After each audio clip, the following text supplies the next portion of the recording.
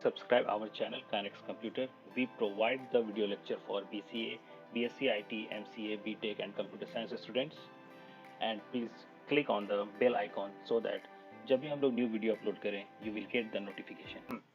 Question ये था हमारा असाइनमेंट में कि define a class, bank class है जिसमें कि डिपॉजिट फंक्शन है, विड्रॉल फंक्शन बनाना था एंड डिस्प्ले. ठीक है, विड्रॉल में हमने बोला था मिनिमम बैलेंस 1000 होना चाहिए, कंस्ट्रक्टर भी इसमें यूज करना था. तो इस प्रोग्राम को बनाने के लिए जो लॉजिक है, ठीक है, पहले मैं इसको रन करा देता हूँ जो इसमें बना हुआ है. इसमें थोड़ा एक्स्ट्रा ये किया गया है कि चीज़ों को लूप में रखा गया, मतलब यूजर से चॉइस बोला पूछा जा रहा, बार बार पूछा जा रहा, सिर्फ एक बार नहीं पूछा जा रहा, बार बार. वन चॉइस होगा तो डिपॉजिट, टू चॉइस होगा तो विड्रॉल करके. ठीक है, स्क्रीन पे देखिए वेलकम टू आवर बैंक करके मैसेज है, फिर प्रेस 1 करके है जिसमें बोल रहा है check the balance in your account, second है डिपॉजिट मनी, थर्ड है विड्रॉल मनी और फोर्थ एक एग्जिट मैंने ऑप्शन डाला है इसमें. ठीक है, तो मान लीजिए कि मैं फर्स्ट टाइम बैलेंस चेक करता हूँ तो 1 इंटर किए तो अवेलेबल बैलेंस 0 है, फिर से मेन्यू आ रहा है. तो ये कॉन्सेप्ट हम लोग बाकी लैंग्वेज में यूज़ किए हुए हैं कि वाइल में जो है हम लोग कंडीशन लगा दें, ठीक है, जिसका इनिशियल वैल्यू हम लोग 1 रखें. वाइल का इनिशियल वैल्यू क्या रखें हम लोग 1. 1 मीन्स क्या होता है, तो 1 मीन्स होता है ट्रू. तो हम लोग 1 की जगह यहाँ ट्रू भी लिख सकते थे, दोनों में से कोई भी काम कर जाएगा आपका बुलियन वैल्यू. तो बाय डिफॉल्ट ये ट्रू है, इसका मतलब है कि अंदर आएगा ही.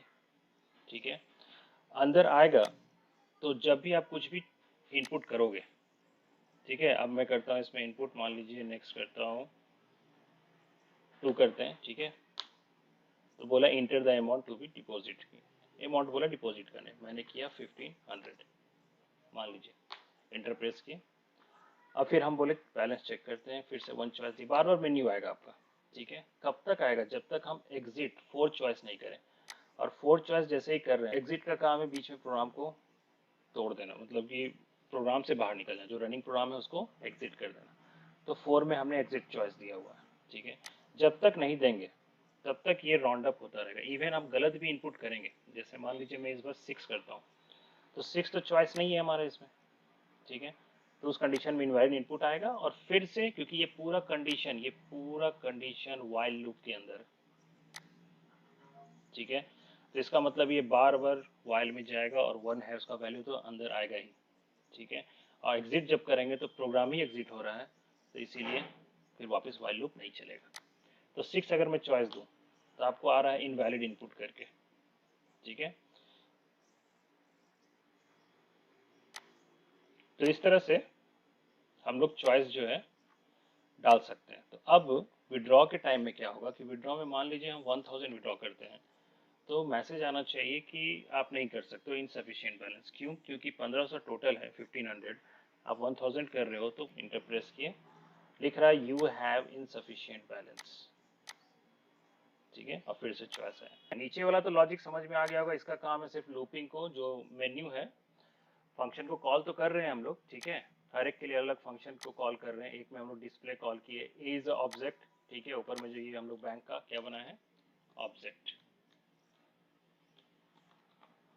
ठीक है, एंड नीचे आपका पहले मैसेज कि स्क्रीन पे मेन्यू दिखे, तो उसके लिए इस तरह करके प्रिंट में लिख दिया गया.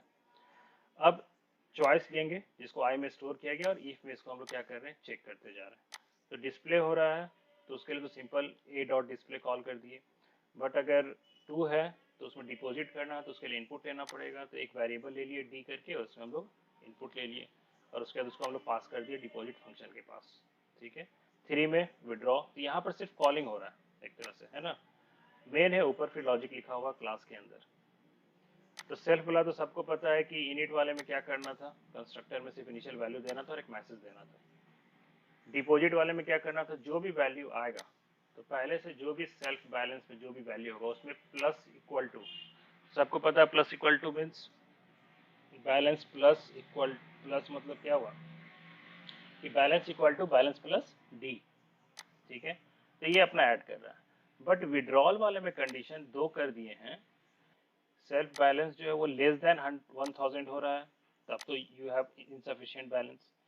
लेकिन वही बैलेंस अगर माइनस करने पे, क्या माइनस, जो आप विड्रॉ करना चाह रहे हैं, तो अभी हम सिर्फ माइनस करके देख रहे हैं कि क्या माइनस करने से 1000 से नीचे आ रहा है। तो देखेंगे अगर आ रहा है तो हम उसको मैसेज दे रहे हैं यू हैव इनसफिशिएंट बैलेंस। और एल्स पार्ट में क्या होगा, सिंपल माइनस इक्वल टू करके विड्रॉ वाला अमाउंट को क्या करेंगे, माइनस कर देंगे। एंड डिस्प्ले वाले में तो हम लोग को डिस्प्ले करा देना था, यही लॉजिक था। नेक्स्ट असाइनमेंट जल्दी से देख लेते हैं हम लोग। तो इसमें क्या करना था, ऐसे ही कोई मोबाइल नंबर इंटर करवा लेना था, ठीक है। उसके बाद ऑब्जेक्ट पास कर दिए, ठीक है, इनिट में वो वैल्यू असाइन हो गया। देखो हम यहाँ लिख दिए थे कि मोबाइल नंबर जो आएगा उसको असाइन कर दिए सेल्फ मोबाइल में। और उसके बाद ओटीपी जनरेट करना था, तो जो कि हम लोग फंक्शन कॉल करते और उसके अंदर रैंडम का लॉजिक लिखते, ठीक है, जो कि ओटीपी जनरेट करता है। उसके बाद हम लोग उसको डिस्प्ले करा देते विथ मोबाइल नंबर के साथ, ठीक है, एक बेसिक आइडिया। अब यही ओटीपी का आइडिया आपको रहेगा, तब आप कल को इसी को प्रोजेक्ट में जहाँ ओटीपी का आपको ज़रूरत है, ठीक है, ईमेल भेजना होता है ओटीपी की, आपका भी ये ओटीपी आप इसको पुट कीजिए, इसका मतलब वेरीफाई होता है कि आप ही का ईमेल आईडी है या आप ही का फ़ोन नंबर है। तो ये छोटा चीज़ आप ट्राई करोगे तब फिर आप आगे के प्रोजेक्ट्स में अप्लाई कर सकते हो। तो ओटीपी वाला जो प्रोग्राम है उसके लिए हमें जो रिक्वायरमेंट है वो ये है, रैंडम फंक्शन का रिक्वायरमेंट है हमें। तो रैंडम जो है वो किस मॉड्यूल के अंदर आता है, तो उस मॉड्यूल का नाम है रैंडम।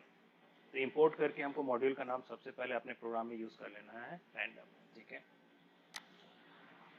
ये रैंड रेंज करके है, ठीक है, मतलब कि कहाँ से कहाँ के, इसमें बोला गया था असाइनमेंट में कि 4 डिजिट का ओटीपी होना चाहिए, ठीक है।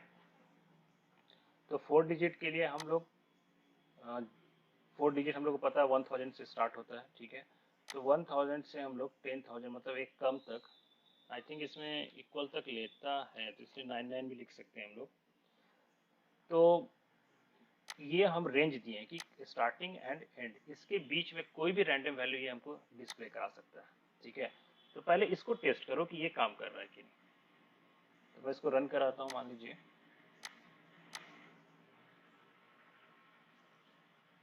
तो एक वैल्यू आया, देखिए 2091 करके आया, ठीक है। फिर से मैं रन करा रहा हूँ, देखते हैं इस बार वही वैल्यू आता है या कुछ और आता है। सेम इसी प्रोग्राम को मैं फिर से रन करा रहा हूँ,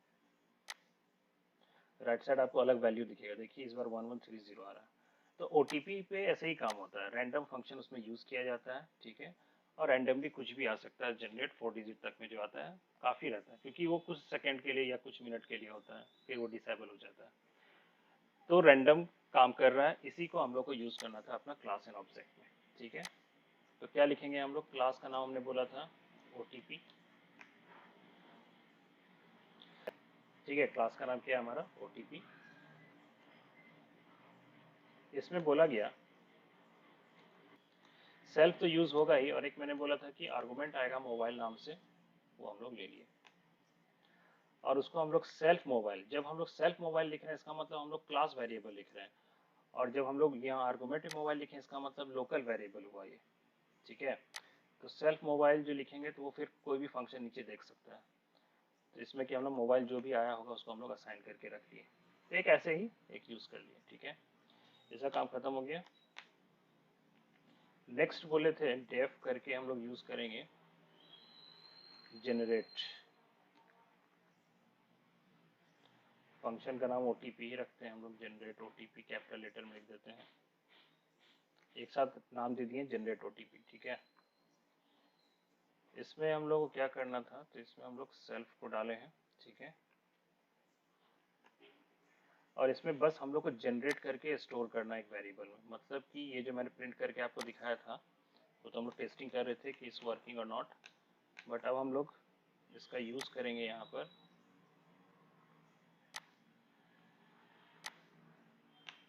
रेंज डाल दिए, 4 डिजिट था इसमें, इसीलिए हम लोग स्पेशली यहाँ पर वैल्यू डालना पड़ा, ठीक है। और सेल्फ करके हम एक वेरिएबल ओटीपी नाम ले लेते हैं, ठीक है, उसमें हम इसको स्टोर कर लेंगे। तो एक कंस्ट्रक्टर क्या किया, मोबाइल असाइन करके ले लिया जो भी इनपुट होगा, फंक्शन ये क्या किया, हमको ओटीपी जनरेट करके दिया, ठीक है। तो हम लोग रखते हैं एक डेफ करके, जिसका नाम डिस्प्ले हो गया, सेल्फ कर देते हैं। और इसमें सिर्फ हम लोग डिस्प्ले करा देते हैं प्रॉपरली। तो प्रिंट में हम लोग लिखेंगे मोबाइल नंबर, और इसमें हम लोग सेल्फ जो था वो मोबाइल हम लिख देंगे यहाँ पे, ठीक है। यहाँ अगर हम मोबाइल सिर्फ लिखेंगे तो एरर आएगा, क्योंकि मोबाइल यहाँ पर अंदर डिक्लेयर है, ये कंस्ट्रक्टर का मोबाइल है, तो ये इसका लोकल है, ठीक है। सेल्फ मोबाइल जहाँ लिखा रहेगा इसका मतलब है वो अवेलेबल है सबके लिए। एंड एक और प्रिंट करा लेते हैं हम लोग,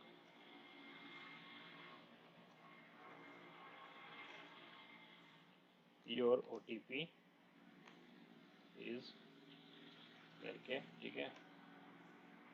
और इसमें सेल्फ करके हम लोग .OTP कर देते हैं। इसमें कोई लॉजिक ज़्यादा था, इसमें लॉजिक था ही नहीं, इसमें तो सिंपल आपको रैंडम के लिए मैंने ये क्वेश्चन दिया था। सेव करते हैं। सेव करने के बाद अब इसको हम लोग, अच्छा ऑब्जेक्ट भी बनाना होगा हम लोग को इसका, तो ऑब्जेक्ट बनाते हैं। क्लास का नाम OTP है, मान लीजिए। ऑब्जेक्ट नेम हम लोग क्या रखें,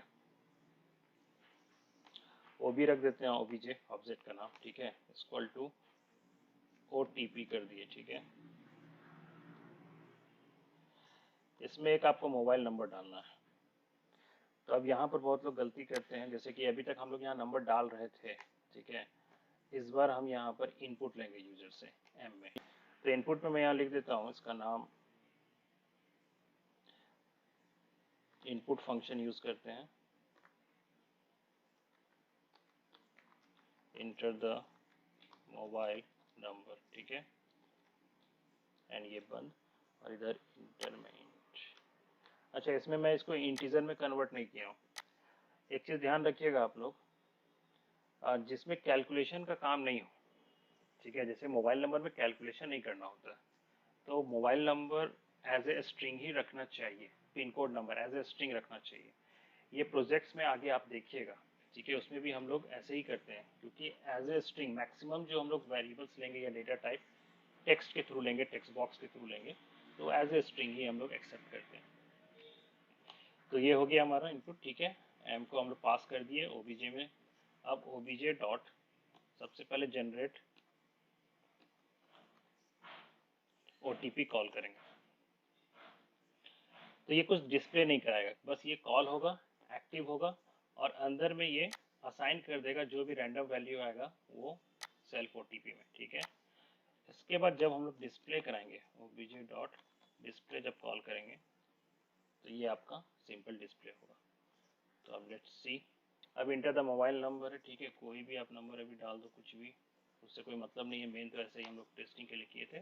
तो मोबाइल नंबर जो था वो डिस्प्ले हुआ एंड OTP जनरेट हो गया। क्लियर है?